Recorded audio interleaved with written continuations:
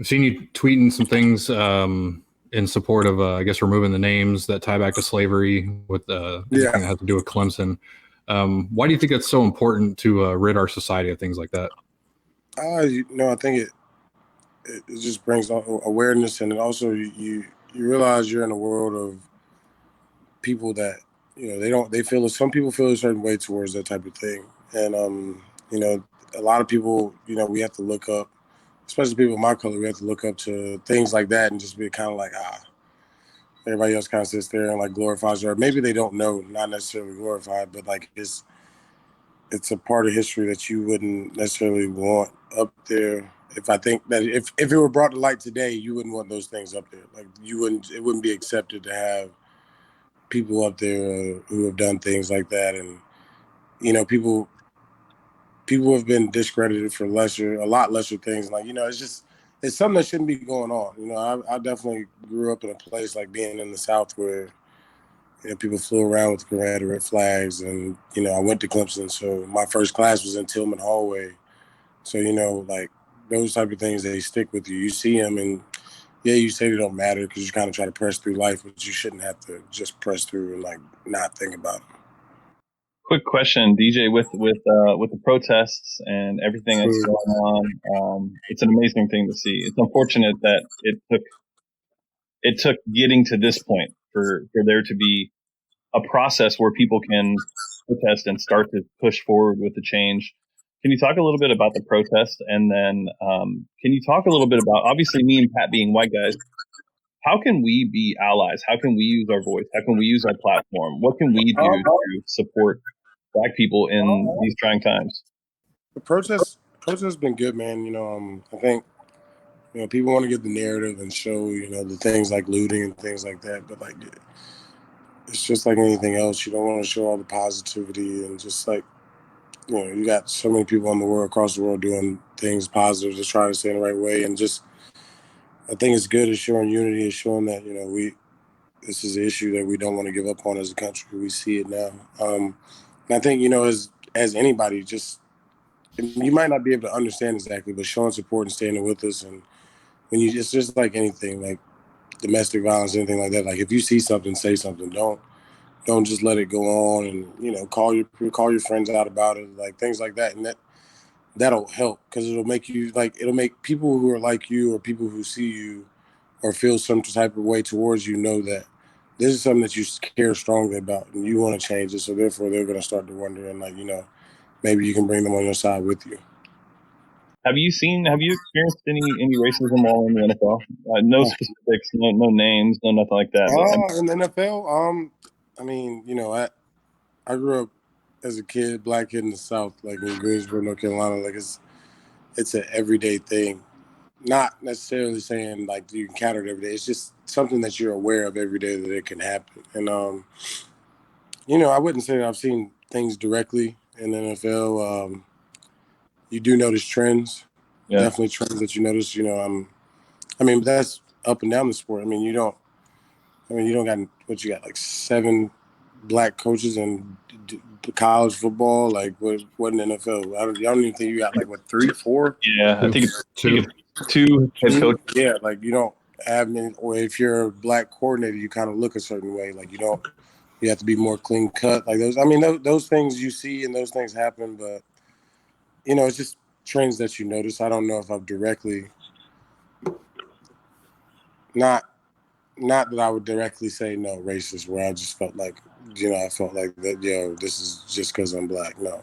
Do you think that white players have more room for error than Black players in the NFL, as far as with the coaching staff and the front office? Yeah, but that's life though. Yeah, it's unfortunate. That's everyday life. Yeah, it's sad. And that's sad to say, but like that's everyday life. So yeah, but that's how it is. That's just, if we got to change the America first before we can change the sport in that aspect, and that comes with everybody's thoughts. I think it'd be unfair to say. There's definitely people who've got plenty of chances, but that's just in life. I think you just got a little bit more room for error on that, and just for it to be more accepting. Yeah. Gotcha. All right. Well, So during all this with COVID and the lockdowns and everything like that, how have you been staying in shape both physically and mentally? Because I know mentally this has been hard on a lot of people. Just working out. I got a place out here. I work out. There's a couple guys over there. And just mentally, just trying to do something different. I hadn't been reading a lot, so trying to just get some books and been reading a lot and been reading a good amount actually. So that's been good, and just creating better habits for myself. It was a weird time. You thought it was kind of going to end fast, and it didn't end as fast as you thought. And if you didn't find something to do with your time that was productive, like you were just going to lose yourself. I felt like so. I just try to keep evolving and find things that I could do and stay in contact with my friends, people I hadn't hit up in a while. Made sure I talked to them, reached out to them, seen how they were doing. So that's pretty much it. And then just trying to stay sharp mentally. Like always try to do a little bit of work. Don't just sit here and get engulfed in the TV after I watch film or whatever. What books are you reading? I read the book Make Your Bed. I read that one too. This book right now called Yourself. It's Unf Yourself. It's pretty good. It's been pretty good. And then I'm probably gonna read the Phil Knight Shoe Dog. Probably gonna read that book next. And then Atomic Habits is one that I think I'm about to start soon. I've never heard of that one. Yeah, it's pretty good. I've heard good reviews on it. I haven't opened it up yet, but I've heard it's pretty good. I've been telling one of my buddies I've been trying to just get better and getting into habits. I know it's tough. You always toss and turn, and you don't really know exactly how to break your old bad habits and how to start new ones and kind of stick to them and hold yourself accountable. So that's kind of like I asked him. He's like, I read that book. It kind of helped me plan things out a little bit more. So I'm gonna see how it goes. Very cool. Yeah, the Make Your Bed one. I asked you about that one, and I ended up buying it. I'm not a big reader myself. Yeah, and I sat down and I read that thing in two nights. So it was a great recommendation. It's a really simple read, and it resonates with you. You know what I mean? Like it hits home in a lot of the personal stories that he's telling. Yeah, it kind of opens your eyes. You look at things in a different perspective, and you're just like, oh, okay, yeah, exactly. So very cool. All right, so free agency. How did it go compared to your expectations? I know you kind of were going into it with hopes of returning, but I'm excited. I'm excited where I landed. You obviously go in there a little bit different. Thinking that if you got drafted somewhere, you want to be here. But you got to go in there with wide open eyes. Everybody's got to make decisions, and they felt like they did what's best for them. I had to do what was best for me, and that was good. I'm excited where I'm at. I'm blessed.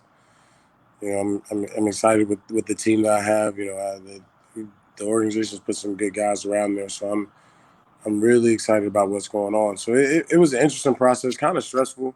You don't really know what's going on, and then all this stuff hit, and you don't know how serious this stuff is. So you're just trying to figure it out, and just kind of in like a la land, and not really communicating with a lot of people. So that was really the biggest thing, and that's how I went. I just kind of chilled, hung out with my son, just waited. I knew something good was going to come. Didn't know where it was going to be, but I was willing to go and be ready for whatever was going to happen.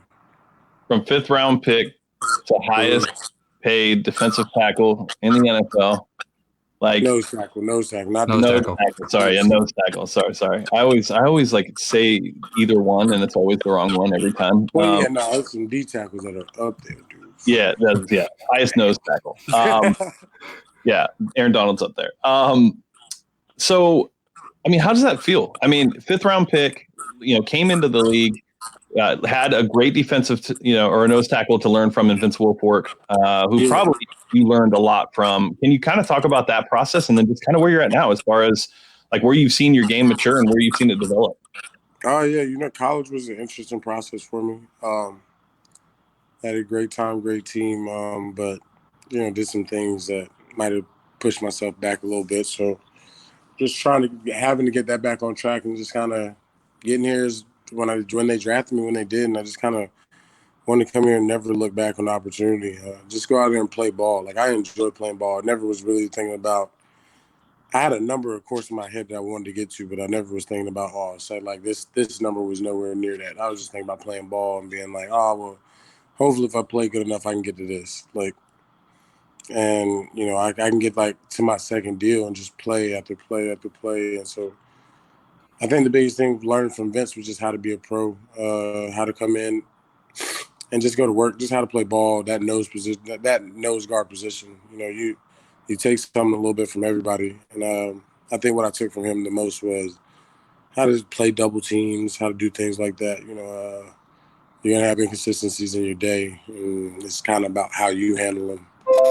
I'm not saying everybody always handles them right, but it's kind of how you handle them and what your perspective is going to be on it. Yeah. So to kind of build on that, Anthony Weaver, he was obviously a coach with you, former player. So how did he impact your development also? A lot. I owe a lot to Weave. Just him, keeping me calm in situations where I could have been very frustrated. Believing me as a player to throw me out there at any time. Just being the coach that I needed at the time, especially to come in, being a former player. He's very calm. He teaches you. He's a teacher. He's gonna be a really, really good defensive coordinator for him. I'm excited for those boys, just to be and excited for him, to expand upon his career and being able to actually show people like what I've been learning from him for 4 years and what many guys have known. Like, he's a really, really good guy. So I was excited. I gained somebody who I respect, and especially somebody who looked like me, who was in a position and he cared, and he's well on his way, he's well respected, and nobody has anything bad to say about him. So that means a lot about a person when you talk to him in any respect of any rim or any circles. Like, nobody has anything bad to say about Anthony Weaver. With everything that's gone on since you've left, obviously you've seen all the news and everything like that. Bill O'Brien's definitely been in the media more often than not, than in the past. I think there's been a narrative painted of him that I don't know if it is necessarily fair, but maybe it is. Can you talk a little bit about your relationship with Bill O'Brien and kind of who he is as a coach and who he is as a man? Because as a man, I think we learned a lot more about him the other day than I think most people expected to get from a white head coach who talked about his privilege and the ability to use his platform. Can you just talk about Bill O'Brien and his as a coach and your relationship? Oh yeah, I mean, I appreciated Coach OB and those guys for drafting me and just believing me to be out there. He's a good guy. I think he gets a tough time. He wants to win. I think I never argue. I never question whether he wants to win or not. Coach OB definitely wants to win. I think people just they get caught up in what they see and what they hear, and they don't. It's a sport, man, where it's emotional. You can get easily caught up in emotions and things like that, and just that's what the sport is. So I've always respected OB and like was very grateful for him. And that stuff that came out the other day, I've always known. Like, you know what I mean? Like, right, wrong, or indifferent. If you felt like he felt like some way about you as a player, but you knew that he wasn't that person. Like he knew who he was, and he never has ever disrespected me in a way where I felt like there was a race thing. So he wasn't that guy. You just always knew, like, he was just a hard coach. He was tough on you, and some people, he wins. We went to the playoff 3 out of the 4 years I was there, so I can't complain about that. That's what happens, and everybody in hindsight can say they would want to do things different sometimes, and maybe you might, but like, you're not out there coaching. It's tough, man. It's tough.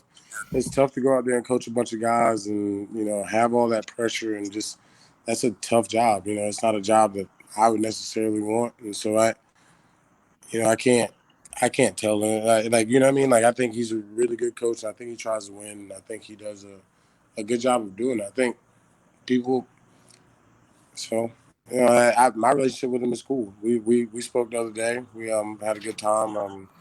Cracked a couple of jokes. So we're real chill. I think it's funny. The part about it for me with Bill is, when Hop was traded, there was this certain story from Michael Irvin that painted a light of somewhat of a racist tone on Bill O'Brien. And I thought, we'll never know if that's true. That's neither here or there. But it was a narrative painted of who he was as a man. And then, 3 months later, you find out, and people should have known this prior to, but that's just not the man he is. And I think it's crazy how they can just. I don't think ever it would be a race problem with OB. I think it's more of a, like, if you have a problem with OB, it's a person problem. Like, not saying those two have a problem, but I'm saying like he ain't worried about that part. He's just like the other part is what he's worried about. Like like just people. Like, you know what I mean? Like everybody has a problem with people. So, yeah. Some people just, I mean, people don't agree, and that's okay in this world. You don't have to always agree. All right, so you're going from Romeo Cornell, who is one of the most respected defensive minds in the NFL, to a brand new defensive coordinator with Lou. So what are some of your expectations there? I think I'm going in with just wanting to learn, and I think it's an exciting experience. I think what I've seen so far on film, I really like. I like the way he explains things, the way it's broken down in the playbook. So I'm excited. I was blessed to be able to play for a legend, Coach Cornell, and now I'm getting to go to Coach Lou. So I'm excited. I've been enforced enough to be getting coached by some great coaches. So I'm really excited to see where this could take my career. Another coach you're going to get to work with is Nick Eason, who's a Clemson alumni, won a Super Bowl, and he's worked with some big guys with Jarrell Casey, Al Wood, Daquan Jones. Was that kind of a contributing factor in joining the Bengals? Was how you've seen him develop guys and his history? I think knowing him coming out when I was in school and things like that, just knowing who Nick was, that was kind of a thing. I was like, I'm comfortable with him. I know who he is. When it kind of, when they ended up reaching out, and it was kind of like, then I was like, well, all right. Well, I know who he is. Been around. I know the guys that are on the D-line, especially up there in Cincy. So it's just kind of a comfortability thing. I didn't feel like I was going to meet a stranger. It wouldn't have mattered if I was, but this felt good that I was going to meet somebody who I had a relationship with.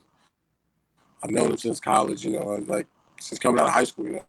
Clemson does a good job of keeping people kind of close knit on that end. So I just know who he was. I always kind of watched his game, and then take a visit with me. He worked me out there. Take a visit with me when I came out. So I was just kind of a lot of familiarity. So with your departure, you're leaving your best friend and JJ Watt. Is that an authentic relationship? Is that an authentic friendship that, from what we see, that is really who you two guys are? Like, you guys really just have that bond? Yeah, that's my boy. That's my friend. That's gonna be my brother for life. As you can see, we went to the funeral the other day together. Like, that's my guy. That relationship is authentic as it comes. He's gonna tell me if I'm screwing up. I'm gonna tell him if he's screwing up. He's gonna joke on me. He's gonna give me the shit all the time, and I appreciate that. He's never not been that person. Like, he's never switched up on me in a way where he felt like, oh, I gotta yell at DJ for doing this, or I gotta do this for doing this. Like, I've always had a big respect for him, and like I guess I've gained that. I'm glad I have, because I've gotten a great friend out of it, and I appreciate it. That's awesome. There we go. My bad. That's all good, man. Are you in Cleveland or are you in Houston? I'm in Houston right now. Oh, okay. I was saying maybe Cleveland just doesn't have those towers yet. Rural area compared to the H. It's a little bit different. It's going to definitely be a little bit different in Midwest City. My phone just got hot. I think that's what it was. Not on my computer, on my phone, so I think it just got over a little hot. A little warm. So talk about what your time here meant. I think for me, and I shared this with you before we started recording, you've been my favorite defensive player since you came in. Your film is just undeniable. Your talent, and then I think the best part was your development. You continue to develop every year. It was like you were just adding different tools to your toolkit, and you could just see it. You just flashed. Talk about your time here. Talk about what your favorite parts were. Talk about your least favorite parts, and how much you're going to miss Houston. Least favorite part, probably how hot it is. Dying. But no, I think, my favorite part is just city kind of took me in. Made a lot of friends here, connections. People just I enjoyed my teammates a lot. Honestly, like I enjoyed the teammates that I met. Knowing some guys coming in, not knowing some guys, making authentic relationships. We won a lot, so I really enjoyed that winning. I think we won the South 3 years. Yep. 2 years was it? So I mean, I enjoyed right. that. Yeah, so that was cool. And just the grind, the grind to get there, the appreciation of how much it takes in this league. Like I learned how much it takes in this league to actually win. It takes a lot to win. A lot of things gotta go right. I think the food here is amazing. God, the city has great food. Just people here are really nice, and I think that was like a big thing for me. Like coming to a city where people are like super nice. It's open. You can do whatever. It brought me a lot of blessings. My child. I had my first son here while I was here. How old is he? My son's 7 months. Okay. So while I was here, and so that just a lot of good memories, and this will be. It's just it holds a special place in my heart for sure. Didn't really have any. I mean, I guess the season we went 4-12. That was the worst. That was really. Yeah, I mean, anybody's gonna say that. Yeah, for that's sure. pretty trash. Yeah, but other than that, no. I don't think I had too many moments where I was like, I wasn't. There's definitely some non-light moments, but there definitely were no moments where I was like, "Oh man, this sucks." No, it was amazing. It was a good time. It was amazing. Very cool. Perfect segue into food and barbecue, Pat. Yeah. So, a couple people have been when we were talking yesterday, and they want to know how you got the name barbecue. First of all, I love barbecue. Second, Shaq Lawson. I think there's a kid, DJ Jones, who plays for the 49ers. His dad owns a restaurant in Clemson. I think it's called Big Dave's Barbecue, or like in that area, and down there in that area.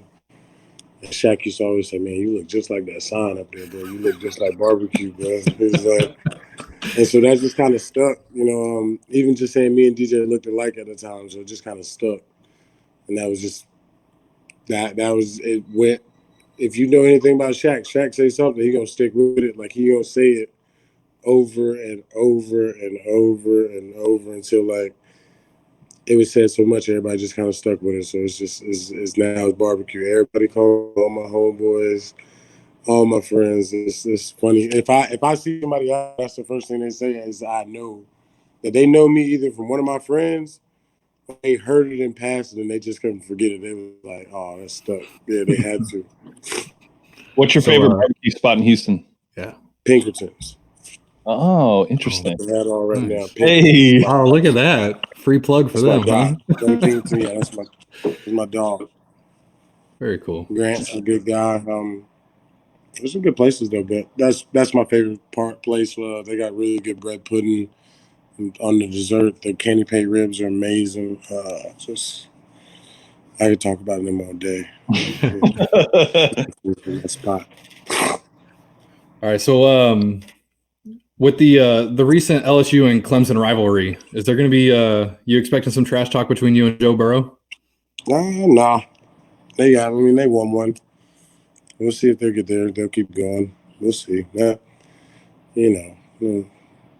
is what it is. I know they had a good team last year, man. They were really good. I don't think I got anything. I mean, most of their success was on him and the way they came around him as a player and believed in him. So I won't get on too much. I'm sure if we get back there, I'm sure if they get back there, I won't talk about it. Where we'll be. We'll talk about it then, but we got to make sure they get back there because we'll be sitting there. We'll be there. Any chance that in practice and during training camp that you just happen to not notice him wearing a red shirt and Nah, man. Don't do that. Don't do that. That red's bright, man. Yeah, no, it is. Bright. It is. All right, so obviously you're going from Deshaun Watson to Joe Burrow. Talk about Deshaun and just what you've seen from him since he's been here, and how bright you think his future is, and how bright this team's future is with him at the helm. I think, the sky's the limits for Deshaun, man. I think we all see that. I think he does things that are so amazing, and the competitor in him is just special. Like, he did the will to not give up and want to win, want to take that strike, want to be that guy. He wants that pressure. He wants that heat every time. And he showed us every time that he can show up. Might not always go his way, but he's going to show up. And you can appreciate that, especially from a young kid who, did everything that he possibly could have done, like had to do, coming out in college, and still wasn't like, the first quarterback take, just random stuff, just always kind of working very, very hard. He's a winner. He's proven it since he was younger. And I knew when he went out there and played against South Carolina, torn ACL, beat it, helped us win for the first time in a long time. He's that kind of kid. And it means a lot when the person who's supposed to be leading your organization is that kind of person. It's going to mean a lot. Everybody wants to follow behind that, and everybody wants to, fall in line with that. And, he's got such a cool vibe, too, that it's hard to not like Deshaun. He's got such a cool vibe, such a good person. It's hard. It's tough. Yeah, good luck. If you don't like Deshaun Watson, you're crazy, dude. Like, crazy. So you think with the change of Tim Kelly, start calling the offense, you think Deshaun's gonna have a little more control and input in things that are going on, or? I don't know. I don't even know how that works. I can't even tell you. I probably hadn't thought about the offensive side of the ball since like sophomore year of college. Like, even what they got going on, I don't even think about it. Because I feel like if I think about it, then I'm quick to judge about it. Like, if I don't think about it, if I don't even know what they got going on, I can't judge. All the plays just didn't work or something like that. I don't want to know. Makes sense. So before we get out of here, what would be your last message to your Texans fans as you make the move to Cincinnati? Training camp is third week of July. Anything that you want to say to Texans fans? I just appreciate y'all. And shit, I'll see y'all this year. I'll be back. I'll be around. It's gonna be the same thing on the field, different jersey though. Week 16, right? Yeah, week 16. Yeah. So I'll see you. I appreciate y'all, man, and everything that the Texans fans have done for me. I still will be in Houston all the time. I pretty much call Houston home. I'm here a lot, so I'll be around. And just I'm grateful for this city. And y'all stay behind y'all's team, man. They need y'all. Those guys need y'all, and I'm honestly just this city in general. Just the last couple of weeks are really the way this city's kind of rallied around not only just the issues at hand, but the family and just everything. It's just been a blessing. So I really appreciate this city, and it's been really important to me. It was really important for me to come to a city like this where you got so many African American officials and mayors black and people who look like me in positions of power. It gives you a sense of that you can do it in other ways besides just playing ball, being a rapper, and things like that. Especially when you see it live, you see it firsthand. So I'm very appreciative of just this city in general. So I definitely wanted to leave them with that. So from a rapper perspective, since you mentioned it, who's your favorite rapper right now? And don't say honestly, Lil Baby, like, he ain't missed yet. Like, my favorite overall rapper is probably J. Cole, but like, as far as James fell deeper in love with you. I knew we were connected, bro. I knew it. I knew it from the moment I watched your film. God. Bro, people just sleep on him so much. They just don't seem to understand his storytelling ability. I mean, his like that. That's the thing. His mental, the way he puts things, and it's for a deeper thought, but it's also for people who are on surface level, and I appreciate it. He breaks it down for people. You got to be able to understand it in so many ways when you listen to his music, and it makes so much sense. But I think as far as like young guys who out right now, like just popping, like Lil Baby's dope. I think not for the fact that he's like saying stuff that you want to hear, but like he's giving you what his life experiences is right now. He's letting you know, and kind of the way that like every the way everybody else kind of talks about nothing, he tells you his life experiences. So Yeah. it's in that same, it runs in that same line, but he's actually telling you stuff. So it's been kind of cool, like watch him evolve, listen to him learn different stuff. So obviously his experiences are getting more. So I've been enjoying that. And I'm also a big G Herbo fan. I've been with G Herbo since I was like 17. It's just so like I like him a lot. I like his rapping a lot. It's really evolved. You can tell he's been working with Fab a little bit, helping him with his punchlines and things like that. Mm-hmm. But mainly, honestly, like I like him so much because he's real, and I buy his music because I want to support somebody like him. You know, watching his story from when he was a kid. Like I don't. The old G Herbo is definitely evolved into a new person. I never want to go back to the other person, so I'll always support him. Favorite Cole verse on the spot, literally. Ooh, favorite Cole verse. Mine's Sacrifices, I think now. What did he say? I put you on the spot. He said no. He said, I'm trying to think of the song, but he said, I love my brother deep. You know, he said something about what did he say? I can't think of the name of it, but he On January 28th? No, it's a newer song. It's Not the Hustle on the Not the Hustle remix with Khan. Yep. He said he talks about just talking about his brother, and he said, you know, Mars was skinny, but my brother used to hug the block. Remember days screaming out at the cops. Didn't know you niggas was serious. Mars was just for props. That was kind of like when he said that, like it just kind of resonated. Like, you know what I mean? You as a kid, like you see things and like you hear people saying stuff, and you just kind of do it.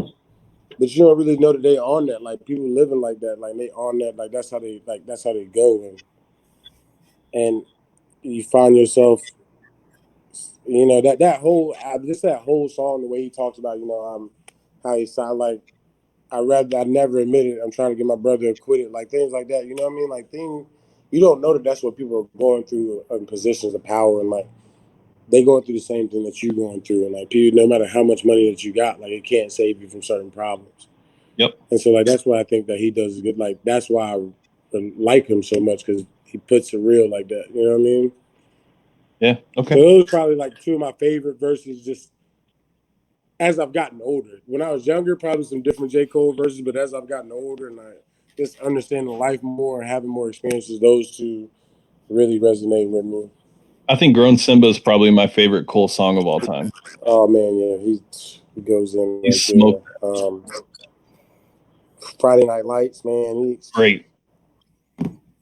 Oh, what Dead song? Presidents. What Dead Presidents, False Prophets. Oof. He goes crazy on False Everybody Prophets.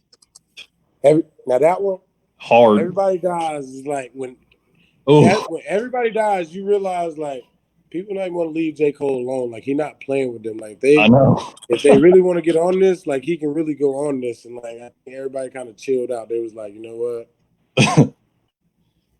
I need to step my game up, man. I couldn't tell y'all a single name of any of his songs.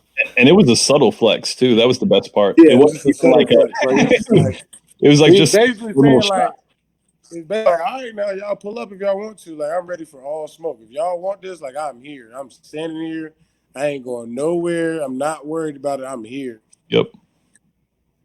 I'm all for it. I think honestly, like you could tell how my bad Netflix thing just went crazy, but you could tell like Cole's level of competitiveness and where he was at when in that American Gangster song was him and Kendrick on Jeezy's song. Oof. And he bodies everybody. He does. Bodies them. He's from the feature and he kills them over everybody. Like it's like they shouldn't have let him go. They shouldn't have let him go last. They should have just let whoever go first. They should let him go first or whatever. Like he bodied it. I was like, it's crazy. So I read that K Dot decided to not actually put an actual 16 on it and only went with 6 bars because of Cole's verse. I mean, that's probably factual. I don't want to try Kendrick like that. Like he wouldn't come competitively, but like he would. It's kind of like one of those speeches. Like when somebody give a speech like that, Nate. I mean, like somebody give a speech in front of you, you're like, well, I had something to say. I'm gonna say it in private. I'm gonna just cool it. Like, you know what I mean?